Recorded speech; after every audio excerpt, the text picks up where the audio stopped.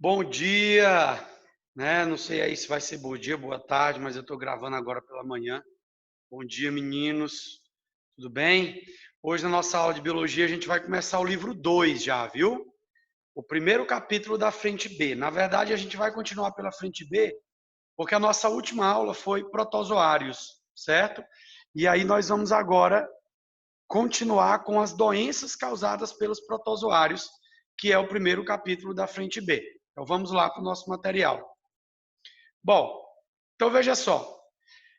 A primeira doença que nós temos aqui é a amebíase. Na verdade, o que vocês têm que saber em relação a doenças de protozoário? Primeiro, agente etiológico, que é o causador da doença.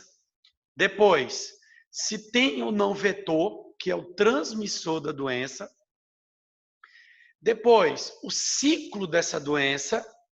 E, por último, a profilaxia, ou seja, como se evita. Então, esses 4 pontos básicos são importantes em qualquer tipo de estudo de doença. Tudo bem? Então, a gente vai falar um pouquinho sobre cada uma delas. A amebíase, tá? Uma doença muito conhecida.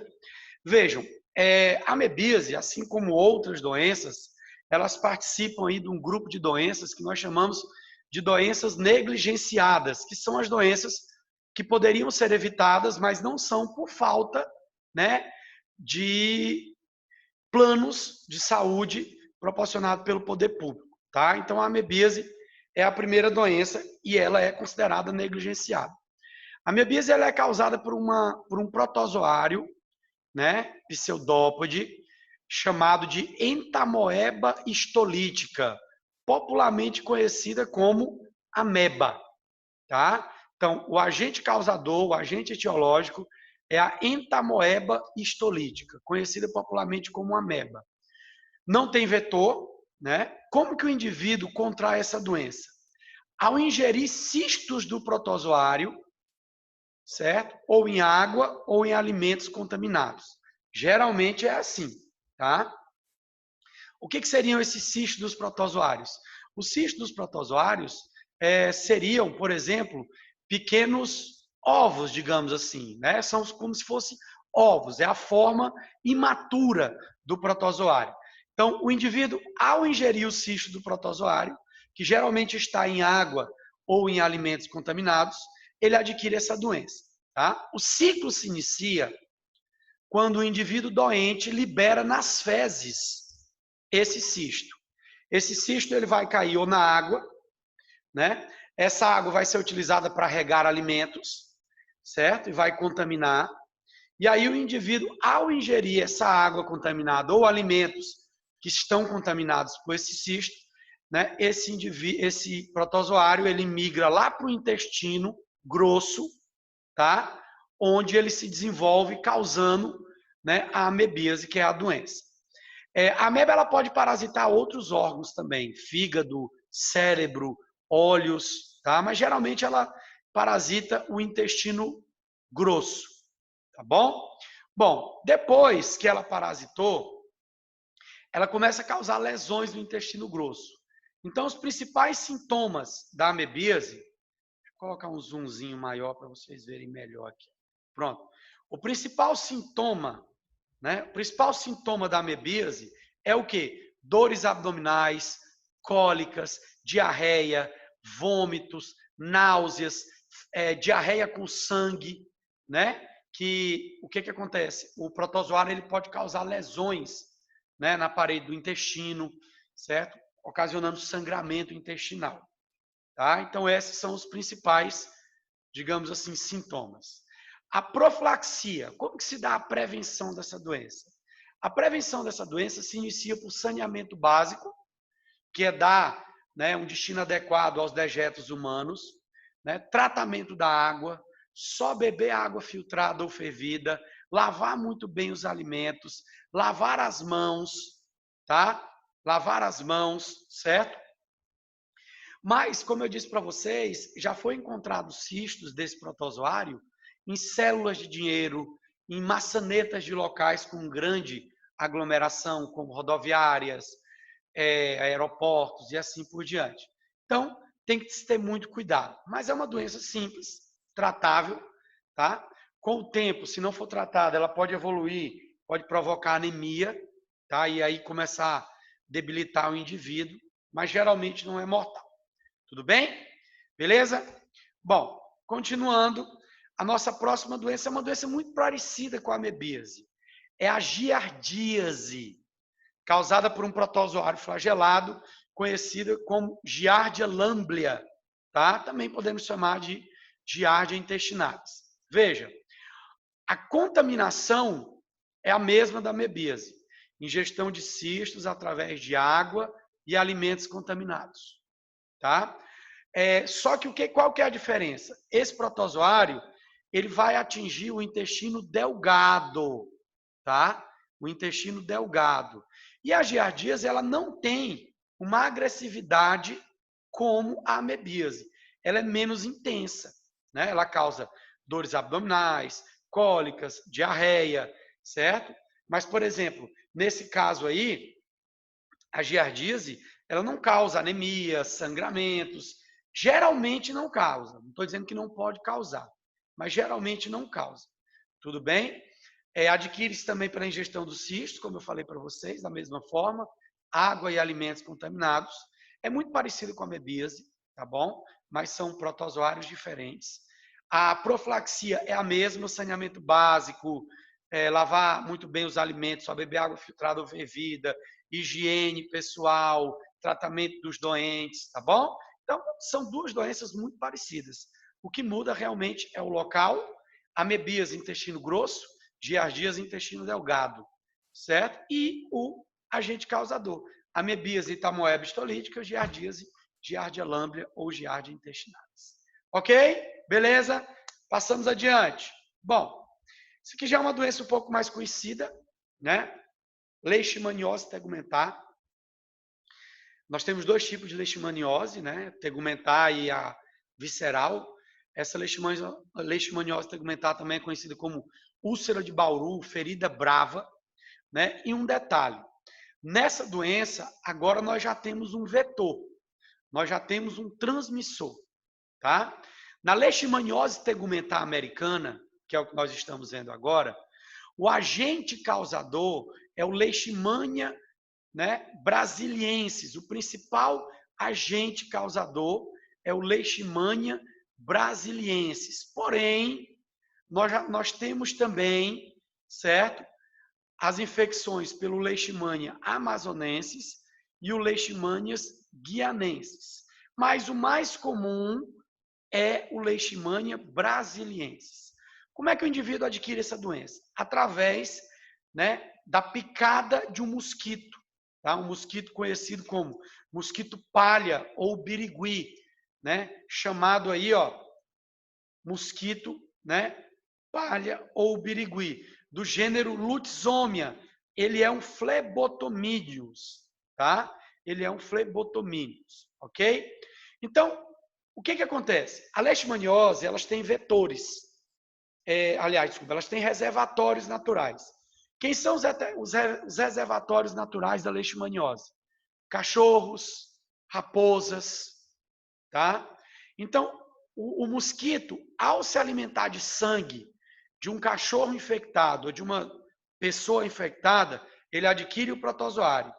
Quando ele for se alimentar novamente de sangue de outra pessoa, o protozoário ele sai pela saliva do mosquito. E aí é onde o indivíduo adquire. Então, né, a aquisição dessa doença é feita pela picada do mosquito palha ou birigui do gênero Lutzomia ou um flebotomídeo, é a mesma coisa, certo? Qual que é o principal sintoma dessa doença? O principal sintoma dessa doença é formação de feridas, né? Feridas que têm as bordas arredondadas, inchadas, o centro é um centro meio purulento e é uma ferida que ela não sara se não tiver, tá?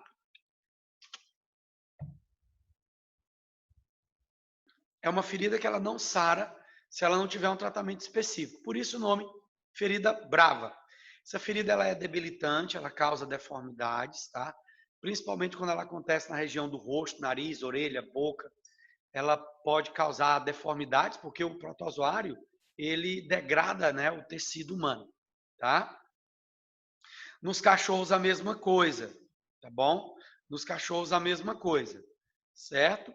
Então, como eu disse para vocês, o principal sintoma são lesões, né, na pele, no rosto, nos braços, tá bom? A profilaxia, como que você evita? Primeiro, combate ao inseto transmissor, através do uso de telas, de mosqueteiros, né, de repelentes, de inseticidas, e também, meninos, né, e também, certo? A eliminação dos reservatórios. No caso, seria a eliminação de cachorros doentes, ok?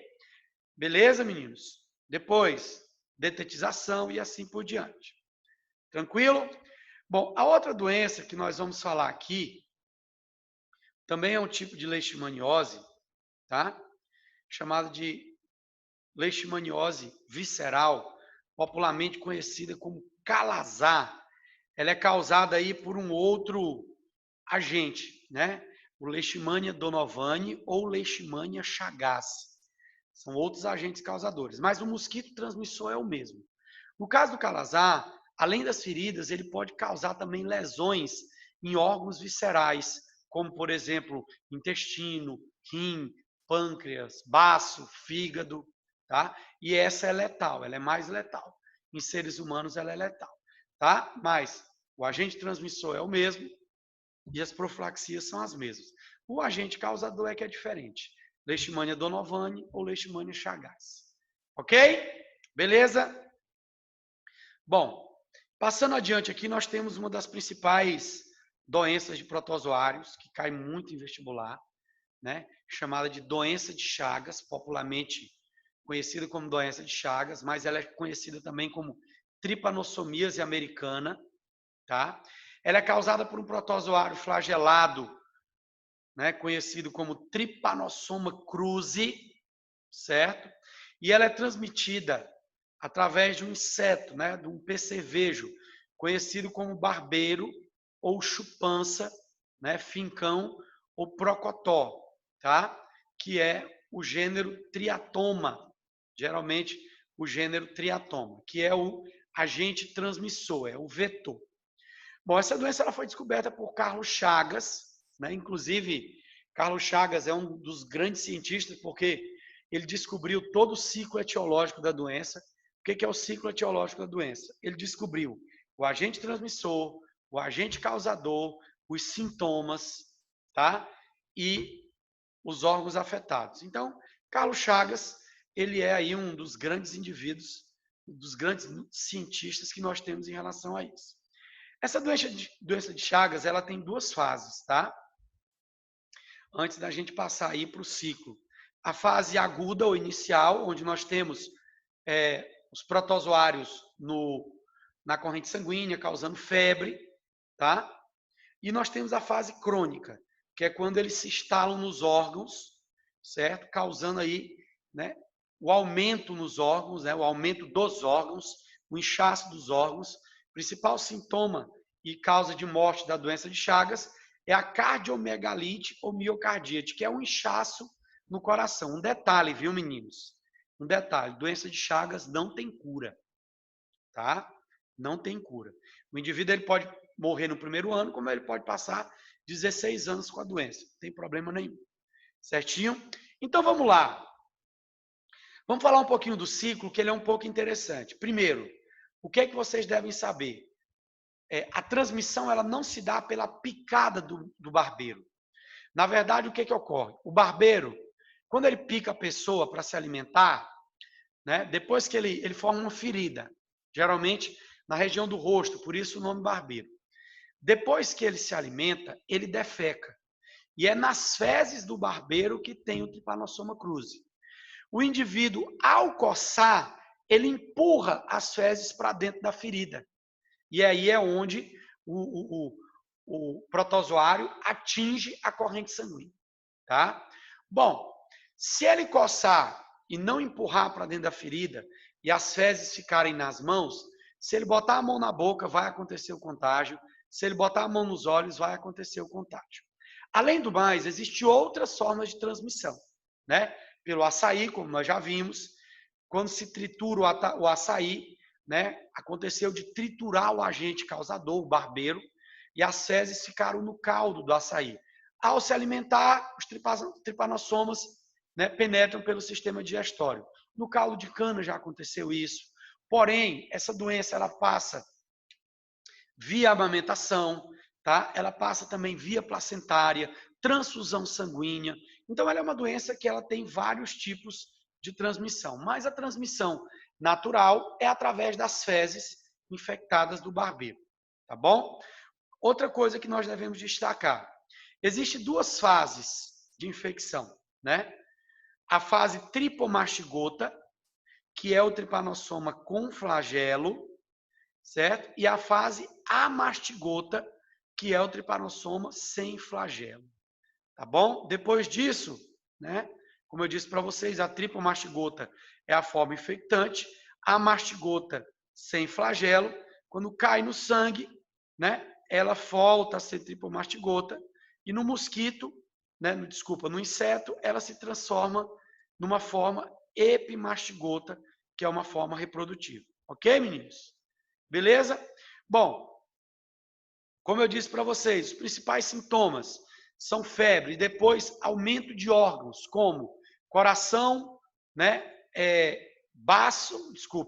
fígado, baço, intestino grosso, né, o colo, esôfago, mas o principal sintoma é o aumento do coração, que é o que nós chamamos de cardiomegalia, e com o passar do tempo ele causa insuficiência, tá? Insuficiência cardíaca levando à morte. Tudo bem? Bom, na profilaxia, que são as medidas preventivas, obviamente nós temos aí combate ao inseto transmissor, com uso de telas, mosqueteiros, inseticidas. Antigamente, essa casa que está aparecendo para vocês aqui chama-se casa de pau a pique. Não é nem tanto essa, né? Existem outras que são mais, digamos assim, características, mas essa aqui, ela está até bonitinha. O indivíduo, ele usa ou tijolos de barros, né? E ele não usa um cimento, ele também usa barro, né? Para causar a junção desses tijolos. E isso cria frestas. E é onde o barbeiro se reproduzia, tá? É onde o barbeiro se reproduzia aí, tá bom? Criando dentro dessas frestas. Então, uma das medidas profiláticas era melhoria das habitações, tá bom? Era melhoria das habitações. Mas depois, nós temos outras aí também, né? Como não tomar alimentos in naturas, como caldo de cana, açaí. A mãe não pode amamentar o filho, caso ele tenha doença de Chagas e assim por diante. Tudo bem? Beleza? Mas a principal medida é combate ao inseto transmissor. Bom, doença do sono é um tipo de tripanossomíase também, é causada pelo tripanossoma brucei. Não existe no Brasil, porque o agente transmissor é uma mosca que só existe na África subsaariana, né? A mosca é conhecida como tsetse, tá? Então não existe no Brasil. Mas é uma doença que atinge principalmente o sistema nervoso central, causando debilidade, tá bom? E podendo causar a morte, tudo bem? Bom, a outra doença que também é muito cobrada nos vestibulares, né, é a malária, conhecida aí como impaludismo, febre intermitente, tá? Maleita, tudo isso são nomes científicos da malária. Também é transmitida pela picada de um inseto. E o agente causador é o plasmódio, né? Existem vários tipos de plasmódio, certo? Que é um protozoário e esporozoário. E é transmitido aí pela picada de um mosquito do gênero Anopheles, conhecido como mosquito prego. É uma doença altamente mortal, né? Mata aí cerca de 1 milhão de pessoas no ano, tá bom? E é uma das mais expressivas endemias. Geralmente ela só ocorre em regiões, né, de florestas de clima tropical, tá? No Brasil, geralmente a incidência dela se dá na região norte, tá bom? Nós temos 4 tipos de malária, de acordo com a gravidade, certo? Nós temos aí, ó, a malária terçã benigna, que é causada pelo Plasmodium vivax, a malária terçã maligna, que é causada pelo Plasmodium falciparum, a malária quartã, né, que é causada pelo malária, Plasmodium malariae, e o Plasmodium ovale não existe no nosso país. Tá? Nós temos 2 hospedeiros, o intermediário e o definitivo. Deixa eu explicar para vocês um pouquinho o que é o hospedeiro intermediário e definitivo. O hospedeiro definitivo é aquele onde ocorre a reprodução sexuada do protozoário, ok? É onde ocorre a reprodução sexuada do protozoário. O intermediário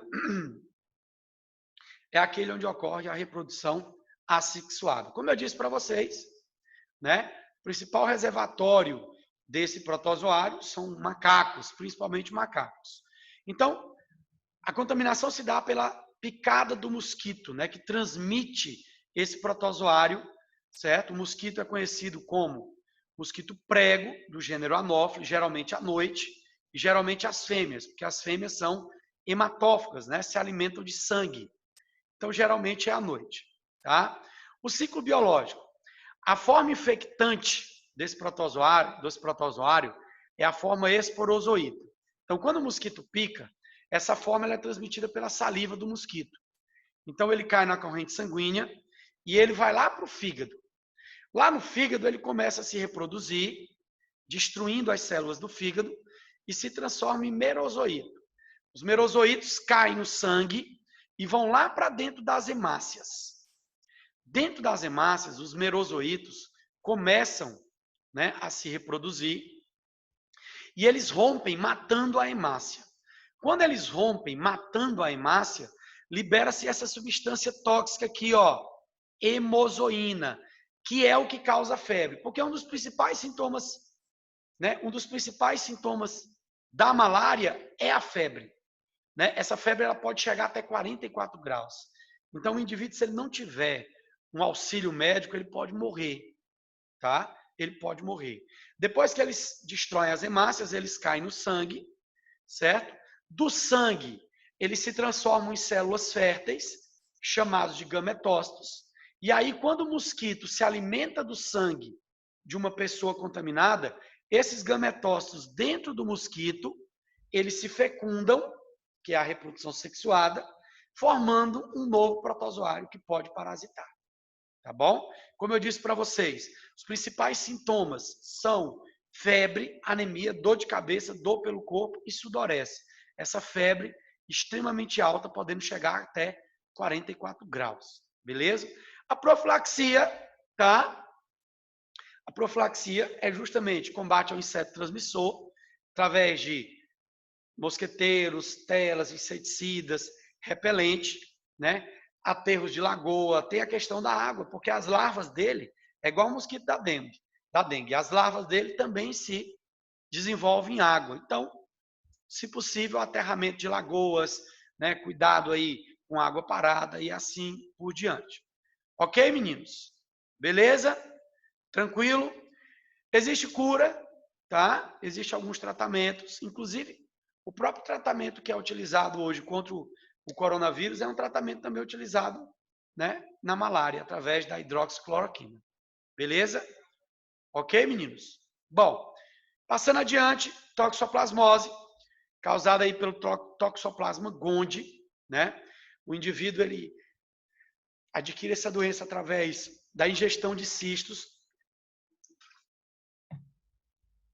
Esses cistos, eles estão aí ou em água ou em alimentos contaminados, tá?